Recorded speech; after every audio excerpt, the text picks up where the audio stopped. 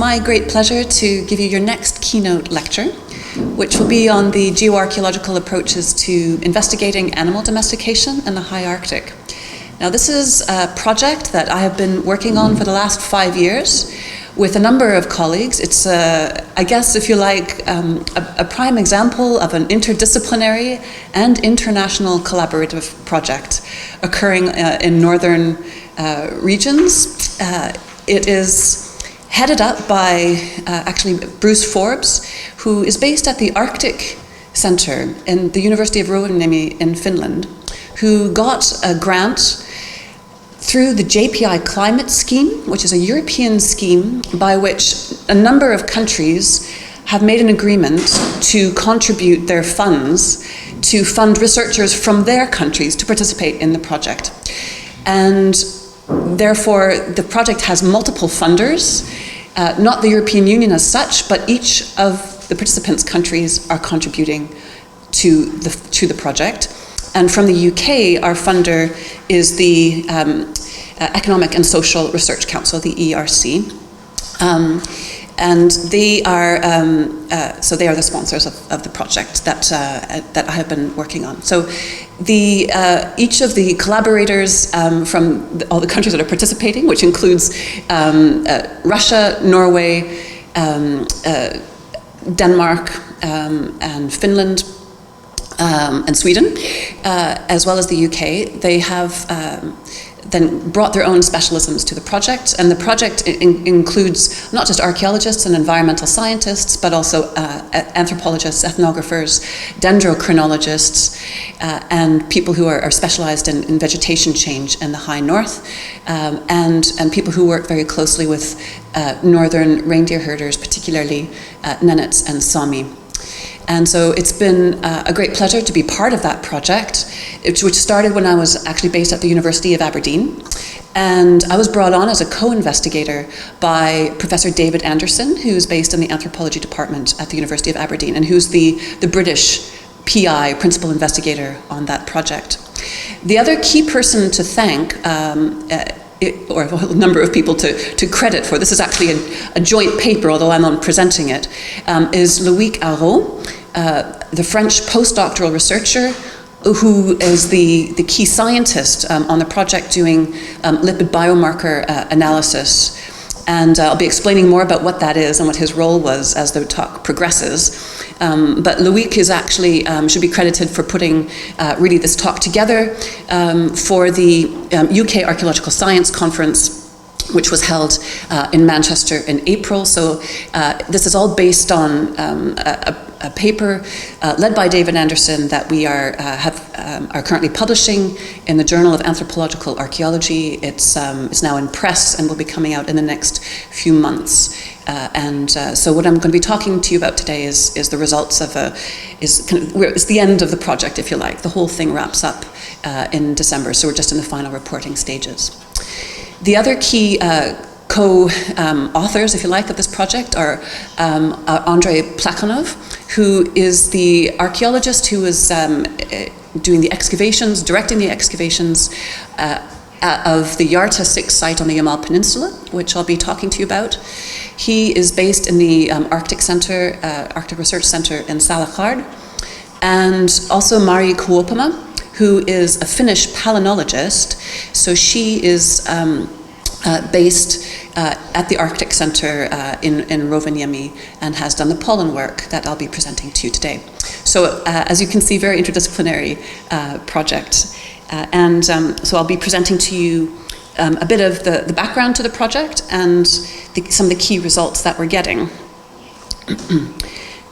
The whole project is focused on this really special relationship that people and reindeer have in the high north. And reindeer in this part of the world, they live in a special kind of, it's a domesticated relationship, but it's very variable in terms of the types of herding that is done across all of northern Eurasia. So from Fennoscandia all the way across northern Eurasia, people live with reindeer on a daily basis. Reindeer form a really important part of their social life, belief systems, and economy. And the way they work with their reindeer varies a lot across the region. The Sami now have very, very large herds, thousands of head, and so do the Nenets. But many other groups living in Eurasia have much smaller herds, and they use their reindeer in different ways, sometimes for riding, sometimes for riding for the hunt. That's how it is. In southern Siberia, in the Sayan Mountains, reindeer are not killed for their own meat there, but to ride for the hunt so that they can hunt wild deer. On the Yamal Peninsula, the reindeer are bred for their meat, but they're really, really important for transport as well. And transport by sledge happens both in the winter and in the summertime. Reindeer have been also really important for their milk over the millennia or over the centuries that they've been domesticated. So in terms of, it's a use of reindeer that is becoming less and less common. But in Fennoscandia and the Sayan Mountains, for example, reindeer milking and making cheese from reindeer milk has been important for in the past. And it's really only in the 20th century that practice started to fade away. Now, there are a couple of key things about reindeer that make them special in terms of their relationship with people. One is that they're really docile and easily tamed. So it's very easy to build up a close relationship with them. The other important thing about them is that they are always on the move. So reindeer graze constantly moving, and they constantly have to be taken to new grazing grounds. And there's certain kinds of vegetation that they are capable of eating that other domesticated animals cannot, which feeds into their importance in the Arctic, and that is their ability to digest lichen. So they have a unique ability due to a relationship that they have developed over the years with a particular type of bacteria, a gut flora that inhabits their gut. They're able to digest lichen, which other domestic animals cannot. They therefore are capable of grazing in high altitude locations and in high latitude locations where lichen is perhaps in some cases the only abundant food source. They need to keep eating a little bit of lichen throughout the summer months as well, or the gut flora dies. And then when reindeer are reintroduced to lichen, they can potentially starve to death because they can't digest it anymore. Okay, so they have to always have a little bit of lichen in their diet. And this mobility of reindeer, the fact that they have to constantly be moving to new grazing lands, means that when people are developing a close relationship with reindeer, they have to move with them too. And so the societies who herd reindeer are mobile societies, and they therefore have material culture which permits this mobility, including temporary structures such as the chum, teepee-like structure, that is easily dismantled and can be transported from one location to another. And this is a typical house of the reindeer herder throughout most of this area. So we have a number of questions about this important relationship. How did it develop? Where did it develop, and when did it develop? And there has been a lot of debate about that. Different researchers in different parts of northern Eurasia would like to claim that they know and have the location for the original domestication of reindeer. But it is something that still needs to be really explored in depth. And the project that we're involved with, the Humanor project, was designed to look at the history of reindeer herding and the present state of reindeer herding. And in both cases, whether this change or this important relationship with reindeer is affected by climate. So the Humanor project, which stands for Human-Animal Relations under Climate Change in Northern Eurasia, has two important components: its archaeological component and a modern-day ethnographic component. And we, as archaeologists, benefited hugely from discussions with modern reindeer herders ethnographers who were working with them. Modern reindeer herders were stakeholders on the project, and they were present at the big collaborative project meetings, which were always held in Rovaniemi in northern Finland. And Nenet's reindeer herders were actually also ethnographers on the project, so they were part of the project team. And so when we're looking at past reindeer herding, we were very influenced by different models of how people and reindeer come into contact. And so a lot of our thinking about past reindeer herders was influenced by what ethnographers have been observing among contemporary reindeer herders. And we also were really influenced by the geographers on the project and the specialists in vegetation who brought to us a lot of knowledge about the landscape changes, the vegetation changes that occur when reindeer are operating in a particular environment, and the environments that are required for different kinds of human-animal relations. So we realized very early on that we were looking at not just a human-animal relationship, but a triangular relationship between humans, animals, and landscape. A northern landscape, in many cases a coastal landscape, but landscape in the broader sense. And what we also were needing to look at was how this landscape is changing now. Changing related to climate change and modern infrastructure projects.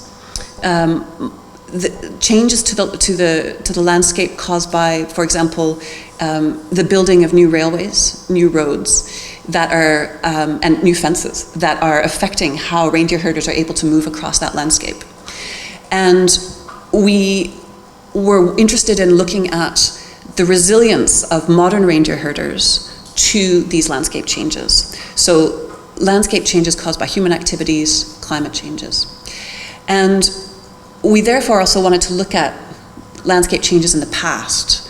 So to what degree did climate change, for example, over the last couple of millennia, influence the relationship between humans and reindeer? And so therefore we set ourselves a challenge, which was to look really closely at all the models we had for climate change in the past, and the data that we had for that, and whether we could get a high enough resolution to look at the archaeological data for those changes, or that was occurring at the same time. So see if we could correlate somehow changes visible in the landscape and in the climate with changes in human behavior and in this human-animal relationship. So to what degree were reindeer herders able to adapt to past climate changes, or what degree did past human societies adapt to climate changes due to their relationship with deer? And our key study site for this work was the Yamal Peninsula, that's our key study region, and particularly the site of Yarta 6. So Yarta 6 is part of a larger complex of at least 8 sites, probably some other ones as well, that are on the southern bank of the Yurbi River, which has a massive floodplain, which you can see in the top right corner there, full of lakes that get left behind as the floodwaters recede every summer. And these sites are visible in this landscape because they are very often sites that are marked by erosion. So the sites sit on a terrace, a sandy terrace, and the activities of people and large herds of reindeer change the soil, change the vegetation, damage the vegetation, and actually create little patches of eroded soil and eroded vegetation in the landscape. And so as archaeologists surveying this region were able to find them because they were scars, essentially, in the landscape. And then when they were visited, these archaeologists were able to find the pottery, bones, charcoal associated with the occupation of these sites. And one site in particular stood out, and that is the site of Yarta 6. It was an exceptional site for a number of reasons, the most remarkable of which was that it was not an erosion site, but a site marked by extremely lush vegetation, which made it stand out in the landscape. And this is how it looks in the top left-hand corner. You can see that particular site. So it was called by the locals the Hairy Headland, because of the very tall, lush grass that now grows there. And that's in contrast to the low shrubby vegetation, the birch and willow shrubs, and the low kind of tundra herbs that are growing in the surrounding landscape. So that's what first attracted people there. They found this site in the early 90s when they were commissioned to do an archaeological assessment of the area in advance of the building of a railroad, the railway that was to create the infrastructure needed for the gas field, the development of the gas fields on the northern part of the Yamal Peninsula. And they did some test pitting at the site and soon realized that the preservation there was really remarkable. And a successive series of excavations from 1991 to 1995, and then again in 2013 and 2015 by Andrei Plekhanov, have unveiled a lot of aspects of this site, which I'll be telling you a little bit more about now. So one of the key things about the site is the number of reindeer bones, 22,000 individual specimens identified at the site, as well as smaller numbers of Arctic fox and dog. And those are all of the fauna that have been found at the site, with the exception of a very few bird bones as well. So there are a few bird bones, but no fish, which is surprising in a way because the Nenets who live in this area and travel here today are very much fisher herders, and they often reside on the site. I should just explain that this is the Yamal Peninsula here, the Urabi River is in the middle of it, and these lines represent the migration routes of modern Nenets today. They move from the forest region close to Salahard up into the Yamal Peninsula, above the tree line, into the tundra region here on an annual basis, and they have to cross the Urabi River here. So large numbers of reindeer bones, some Arctic fox and dog, and the site was dated on the basis of radiocarbon dates as well as dendrochronology of the shrubs. There was very good wood preservation on the site when it was excavated in the 90s, all dated to the 11th century. And new dating programs that we have done on material from the site have all show that the site itself, that headland, just dates to within a very, very small time frame in the 11th century. About preservation conditions, so we all work in northern regions and we're all very often very excited about the preservation conditions in the north. This site was in permafrost until very recently. So when it was excavated in the 90s, the wood preservation and the preservation of plant materials, including cordage, was absolutely remarkable. And unfortunately, now, due to climate change, the permafrost has lowered considerably. And when we were there in 2015, the archaeologists didn't encounter any permafrost at all, and they weren't down over a meter in depth. So, and all the wood that they were encountering in 2015 had already started to decompose. So the wood was it was coming out, you could see that it was wood, but the cell structure had already been destroyed. So this site now, those most recent excavations I really consider to be rescue excavation of the site. So the site had a number of semi-sunken buildings in it, which have, although it was excavated over a number of years, and it was quite difficult to piece it all together because of all the different excavation techniques that were used and how they changed over 20 years. But Andrei Plekhanov has done a really good job of reconstructing that site, and we can see now that there were a whole series of semi-sunken buildings there. And the material culture from the site is also really remarkable. One of the special things about the site are the bone scrapers made from reindeer scapula or shoulder bones, which have been found, well, many of them have been found, at least a dozen. And then there are also metal items that indicate trade with more southern regions, and also ceramic and metal bowls, which indicate that they were carrying material culture that required a special means of transport. The archaeologists, the Russian archaeologists that we were working with, were adamant that such material could not be brought into this remote region unless the human groups were using reindeer sleds as transport. So that was their kind of working hypothesis, and therefore they were sure that this was a reindeer herding site. So based largely on the material culture and the number of reindeer bones. And we decided to keep an open mind as we were approaching the site, and to think about all the different models that exist for looking at human-animal relations, or human-reindeer relations. And there are a few key, we kind of reduced it down for simplicity's sake, and for the publication. We focused on three main ones. The first one is herd following. So in this model, you have groups who had not domesticated reindeer, but who move through the landscape on foot, and with the help of dogs, in many cases, hunt reindeer, sometimes at special crossing points. They sometimes could use hides, and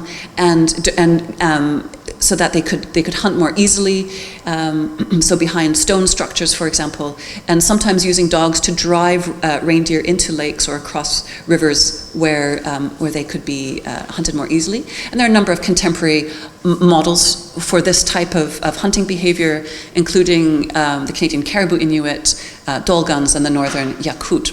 So in this kind of a model, because as scientists we needed a way to kind of something that we could test, we thought that this would be actually very difficult to pick up in the landscape of the site. So we had the whole hinterland around Yarta 6 to try to explore whether we could find the presence of reindeer in the soils.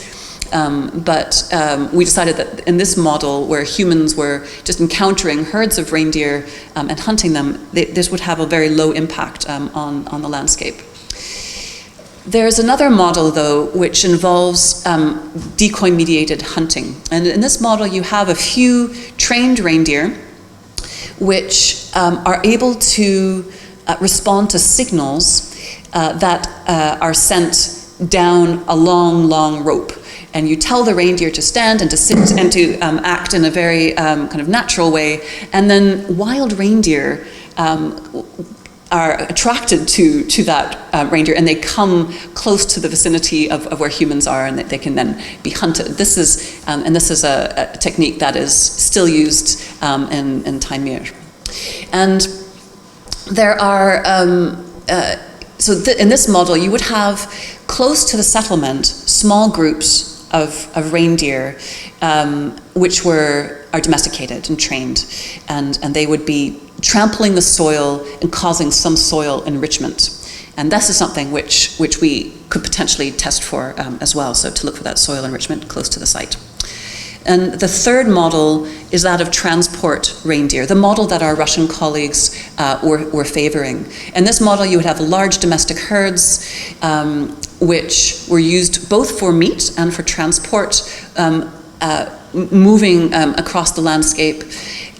You may do some reindeer hunting as well as fishing and bird hunting as well. but you're not necessarily dependent on those other activities. And the contemporary nennets would be the key kind of model for this scenario. And that was something that we were very conscious of, that our Russian archaeological colleagues were very influenced by modern nennets' adaptation to that landscape, and they saw very often direct ethnographic parallels for what they were finding archaeologically. And so that was just kind of a tradition that they had in terms of how to interpret the archaeology. And under this scenario, as you can see, sometimes very, very large herds, hundreds of reindeer, they have a very strong impact on that landscape. They trample the soils, they enrich the soils, they add chemicals to the soils, such as phosphorus, through their excrements, and they ultimately change the vegetation. So this was something that we could test as well. And so we decided to test these three models using as many different techniques as we could. So we were excavating on the site. Our Russian colleagues were directing that excavation. And myself and some assistants from the University of Aberdeen, Julia Kremkova and Louis Garot, and David Anderson was there as well. We were digging lots of test pits and sampling the soils in the vicinity of the site. We also looked around and at the landscape to look at some of these erosion scars that were occurring in the landscape to see if we could find new sites.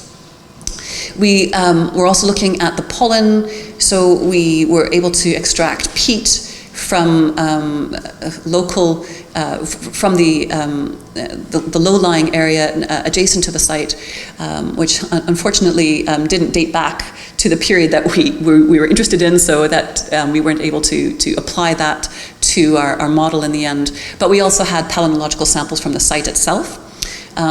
We had another look at the zooarchaeology, and then we were applying something really new, organic geochemistry. And this was actually a technique that we developed for this project, but which has had huge implications for archaeology and the human-animal relations in archaeology, in terms of the techniques that we can now apply to understanding that relationship.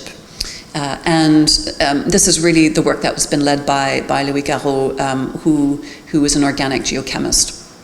And so what we were trying to do with all of these methods was to look at the imprint, the chemical physical evidence of reindeer congregating.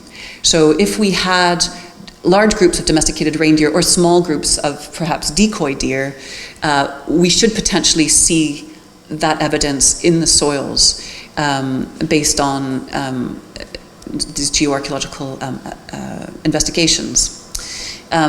We were hoping also to see some evidence for reindeer management and organizing in the landscape, and the wider implications of herding in this area, the impacts that reindeer herding has on the environment, the wider environment.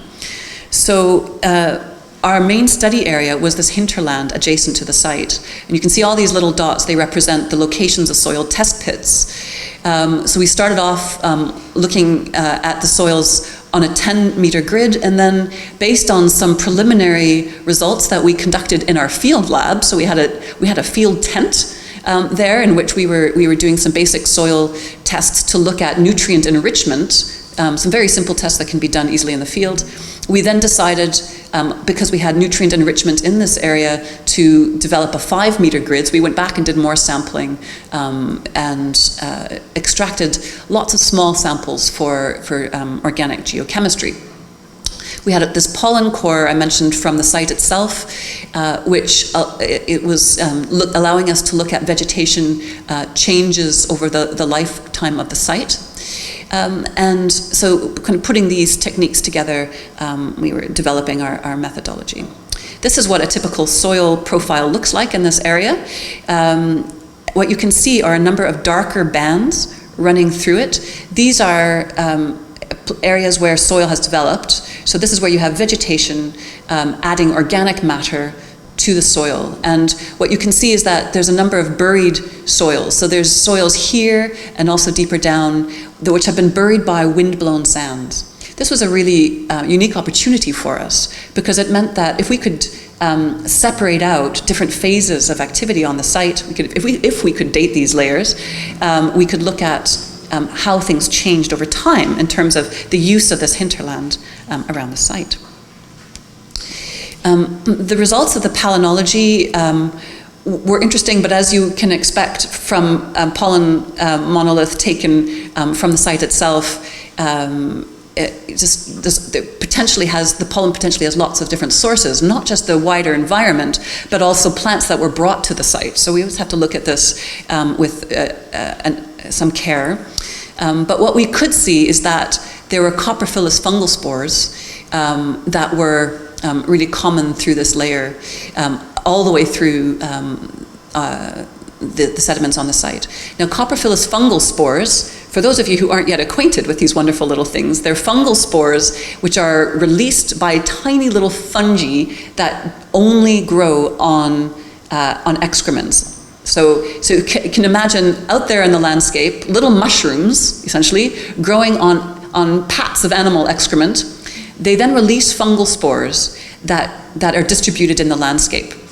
And they don't go very far. They go about 10 to 15 meters only from that animal excrement. And you can therefore look at where you had the presence of animals in that landscape through the coprophilous fungal spores. What this word means is dung-loving fungal spores, dung-loving fungus. Okay, and we also could see in the pollen changes from a less shrubby, from an environment that over time became less shrubby and had more grass. So it looks like that together these are giving us a signal for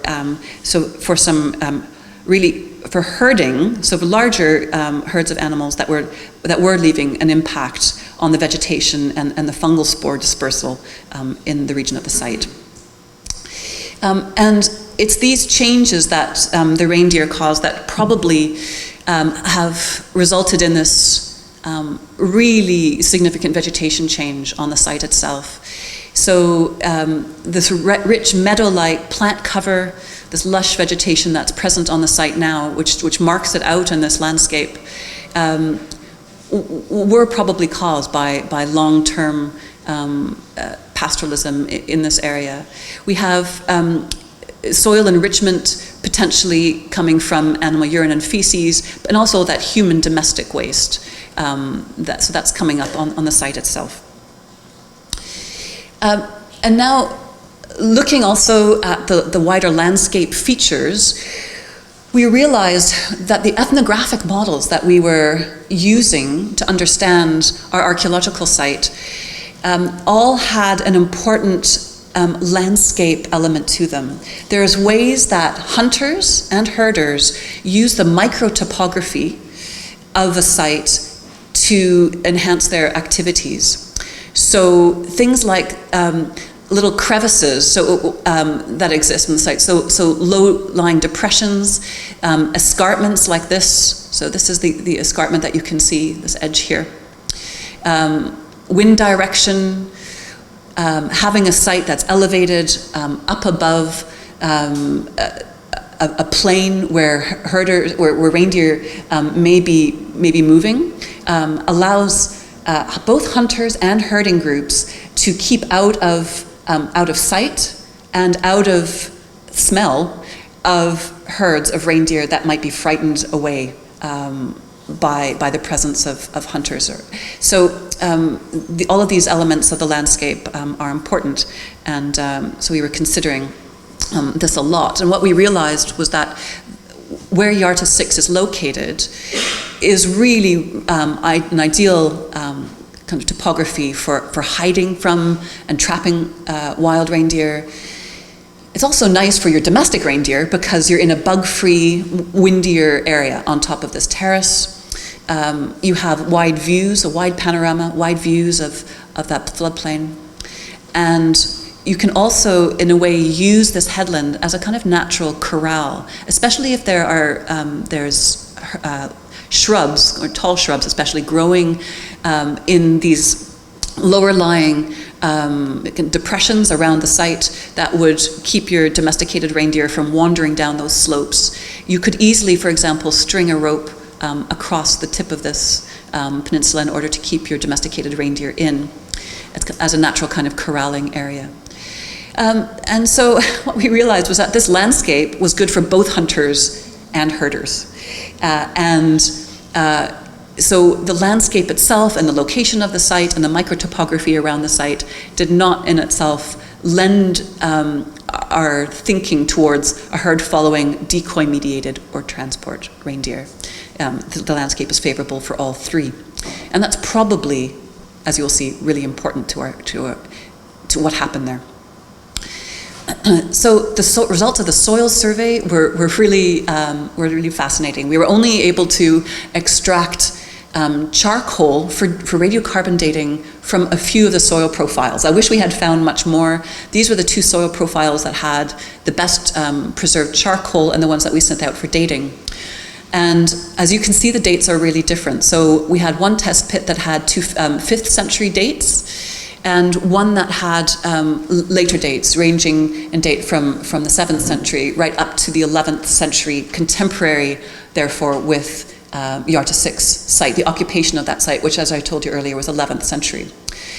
What this meant, too, was that our buried soils were not continuous across the whole of the site, unfortunately. The ideal scenario would have been to have well-dated soils that all dated from the same time periods, to have across the whole of the site, 7th century, late 7th century, 8th century, 11th century site, but it didn't work that way because of the complexity of this landscape and the way these buried organic horizons were forming. Because when you have sand drifting across this environment, you can have different amounts of sand occurring in different areas, trapped by vegetation, trapped by the thuvr, the small ice hummocks that occur. And those of you who work in the north will know what I mean by these. So these are small bumps in the landscape that occur from frost heave. And in the crevices of those, you will get more sand accumulating than on the tops of those as sand is drifting across the environment. So we didn't have continuous buried soils. Nevertheless, we were looking at changes over time, and we decided to look at these buried soils and to just map everything that we had from all 4 buried soil horizons, bearing in mind that they may have been not contemporary. What we were fairly certain about was the top layer. So we had an 11th century horizon across most of the site in that hinterland. And so the results of our soil survey allowed us to look at a number of different things. We looked at magnetic susceptibility, first of all, which is a technique that allows you to look at where magnetism is enhanced by burning. And that allows you to pick up, for example, old fireplaces in the soil. And so we had a number of soils that had enhancement by fires. And so here we can see those, and they're also associated with fragments of charcoal. Sometimes we were finding little pottery fragments. These are associated actually with other campsites. So Yarta 6 was not the only occupation site. It was the most intensive occupation site, but there were actually other campsites where there were fires, charcoal accumulated, sometimes burnt bone, and where some pottery fragments were found as well. And because we were not able to necessarily create a continuous contour for every buried soil horizon, I just decided to plot our data using point data. So these are plotted for the different soil horizons. You can see here A, B1, that's the buried A horizon, the top one, the second one, third, and fourth. But bearing in mind that all of these points may not be related to the same date, but this is what we had to work with. So this is the model that we were following. What we could see, though, are trends. And this trend that you can see here is, these dots are representing the phosphate values. So phosphorus is an element that goes into the soil when we have the input of excrements. And so here we have enhancement of phosphorus close to the site, very, very large area of phosphorus enhancement here in the topsoil, the upper buried horizon, a smaller one, a slightly lower down, less phosphorus and more dispersed in the lower buried soil, and then in those few test pits where we had phosphorus in the fourth buried soil, the very, very low phosphorus indeed. So what we're seeing is increasing phosphorus input over time, and closer congregating in the 11th century with the 11th century site. And finally, what is the source of this phosphorus? Phosphorus does not necessarily tell you that it's coming from one animal or another. Phosphorus actually has a lot of different sources. Decomposing plant material, deposited ash, all of these materials have phosphorus. So to actually say that that phosphorus is associated with animal dung, you have to look at these special molecules, which are called lipids, which can tell you that that the phosphorus is actually coming from animal excrement.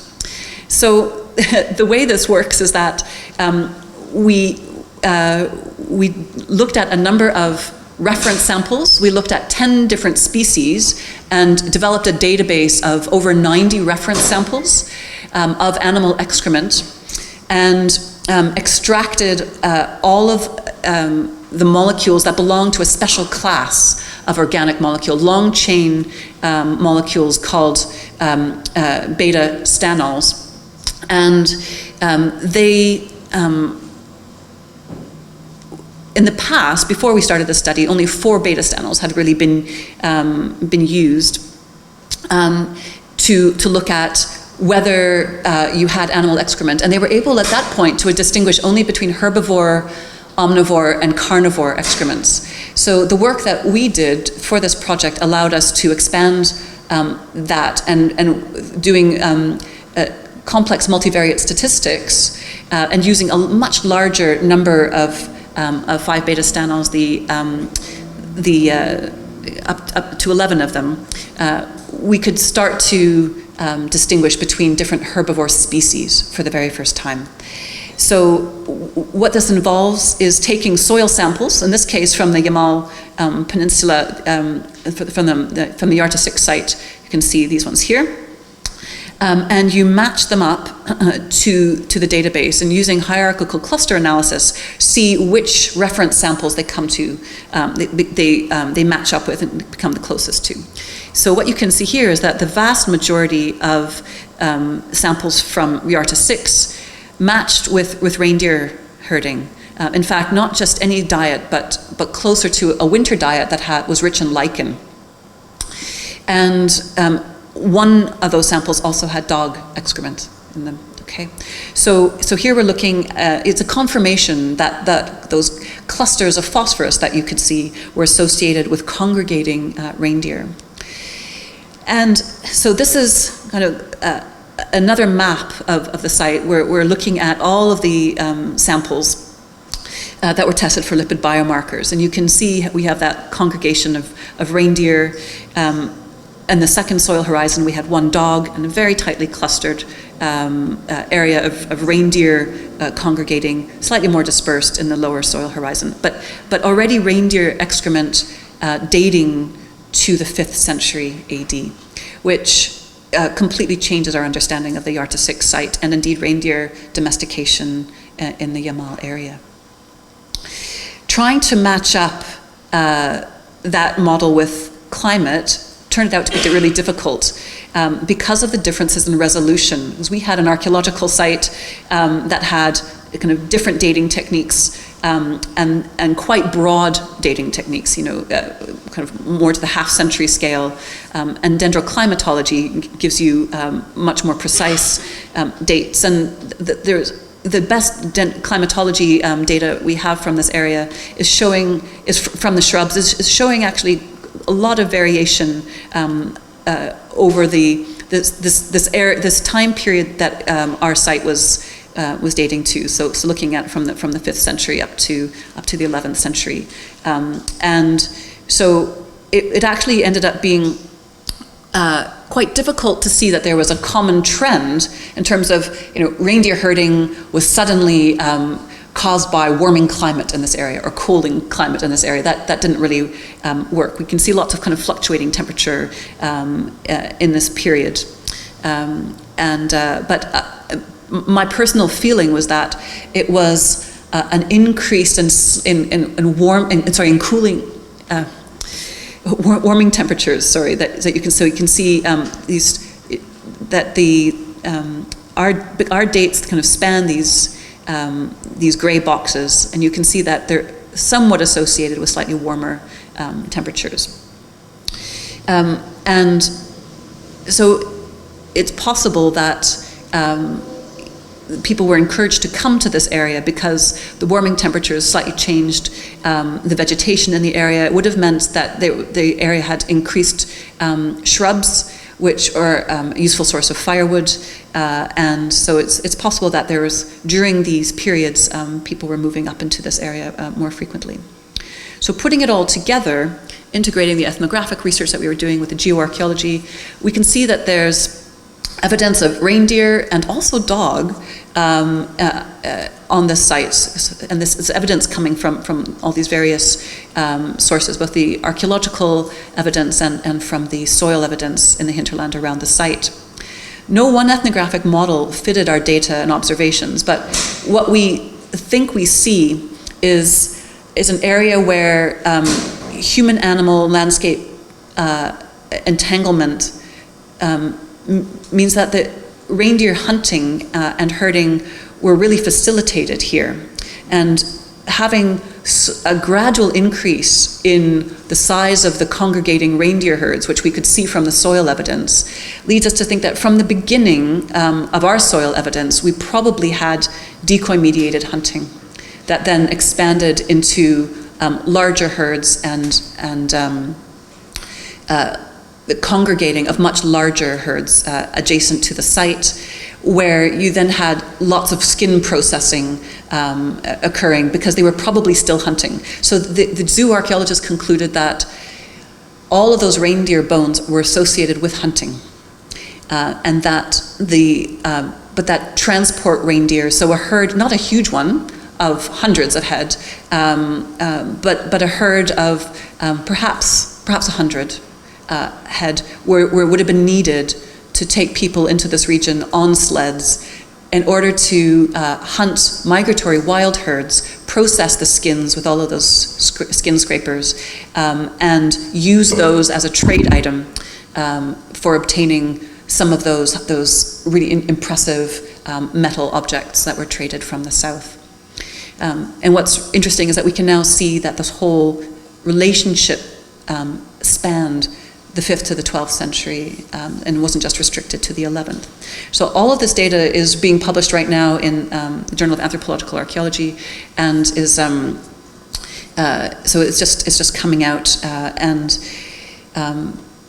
I think you can see how important the interdisciplinarity of this work was for the project. And to conclude, I'd like to thank all of my co-authors and the funders and collaborators in this really complex project that has involved so many people of so many disciplines and spanning so many borders. And it really would not have been possible to work on this project without this cross-border funding provided by the JPI Climate Program. So thank you very much.